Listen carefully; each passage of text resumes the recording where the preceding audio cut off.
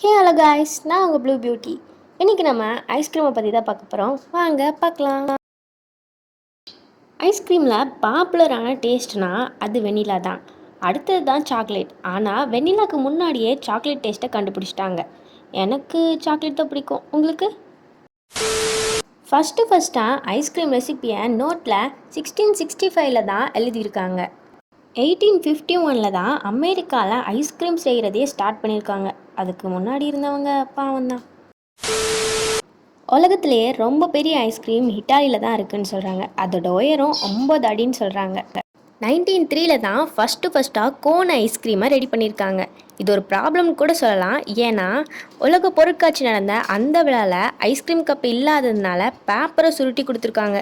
இது மாதிரி தான் கோனை ரெடி பண்ணியிருக்காங்கன்னு சொல்கிறாங்க. ஐஸ்கிரீமில் நிறைய டேஸ்ட் இருக்குது. அதுலேயும் டிஃப்ரெண்டான டேஸ்ட்னா ஹாட் டாக் தான். நான் இன்னும் அதை டேஸ்ட் பண்ணவே இல்லையே. பசுமாடு அதோட வாழ்நாளில் 9000 ஐஸ்கிரீம் செய்கிறதுக்கான தேவையான மில்க்கு கொடுக்குதான். யுனைடெட் கண்ட்ரியில் ஜூலை மந்த்தை தான் நேஷ்னல் ஐஸ்கிரீம் மந்த்னு தெரிவிச்சிருக்காங்களாம். ஜூலையில் பிறந்த யாராச்சும் இருக்கீங்களா? யுனைடெட் கண்ட்ரியில் கலிஃபோர்னியா தான் அதிகமான ஐஸ்கிரீமை ரெடி பண்ணுறாங்களாம். 2003 கலிஃபோர்னியா மட்டுமே 121 மில்லியன் ஐஸ்கிரீமை ரெடி பண்ணியிருக்காங்களாம். நான் அங்கேயே பிறந்திருக்கலாம். ஒரு கப் வெண்ணிலா ஐஸ்கிரீமில் 273 கலோரிஸ் இருக்குதான். செகண்ட் வேர்ல்டு வாரில் வின் பண்ண சந்தோஷத்தை கொண்டாடுறதுக்காக ஐஸ்கிரீம் தான் கொடுத்தாங்களாம். உங்கள் யாருக்கெல்லாம் ஐஸ்கிரீம் பிடிக்கும் அண்ட் என்ன ஃப்ளேவர் பிடிக்கும்னு கமெண்ட் பண்ணுங்கள். எனக்கு ஐஸ்கிரீம்னால் ரொம்ப பிடிக்கும்.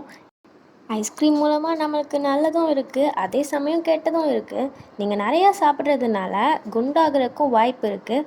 உங்கள் ஃப்ரெண்ட்ஸ் யாருக்கெல்லாம் ஐஸ்கிரீம் பிடிக்குமோ அவங்களுக்கு ஷேர் பண்ணுங்கள். இந்த வீடியோ உங்களுக்கு யூஸ்ஃபுல்லாக இருக்கும்னு நம்புகிறேன். நெக்ஸ்ட்டு ஒரு நல்ல வீடியோவோட வரேன். ஓகே, பாய்.